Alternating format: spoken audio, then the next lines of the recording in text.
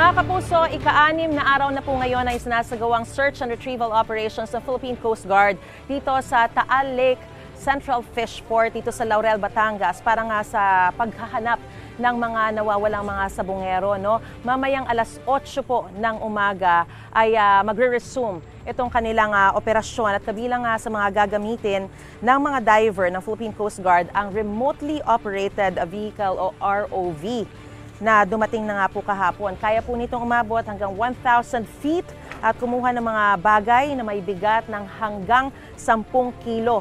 Kaya rin itong mag-operate ng ilang oras ng tuloy-tuloy. Ito raw ang gagamitin nila sa mga identified location base sa intelligence information na natanggap ng kanilang ahensya. Kahapon, wala po ulit na iangat na kahina-hinalang bagay ang mga diver ng PCG at naglagay ng boya bilang palatandaan ng kanilang mas malawak na search grid.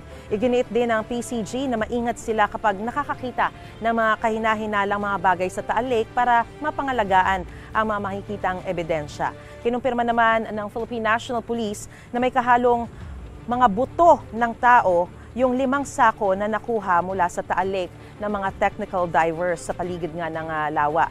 At nagsasagawa na raw sila ng cross-matching ng DNA samples ng mga kaanak ng mga missing sabongeros na nasecure nila ito mula sa DNA samples ng 12 mga kaanak ng nawawalang sabongero nga. No? At kung tutugma ang mga sample na ito sa kanilang findings, dito mapapatunayan ang mga nawawalang sabongero nga ay itong tinutukoy ni Don Patidongan nung napinatay daw noong 2021. Sa kasalukuyan ay hinihintay na lamang ng PNP ang opisyal na resulta ng forensic group sa isinagawang forensic exam sa mga human remains na nakuha mula sa ilang araw na retrieval operations. Sa kaya naman na mga na-recover nilang 5 sako na, no, na ipinadala nila agad sa PNP Forensic Crime Laboratory sa Camp Crame para sa gagawin nga o sinasagawa na pong forensic exam sa mga natagpuang buto. Ayon sa PNP, nakasecure na raw sila nga ng DNA samples at hinihintay na lamang itong resulta ng forensic exam.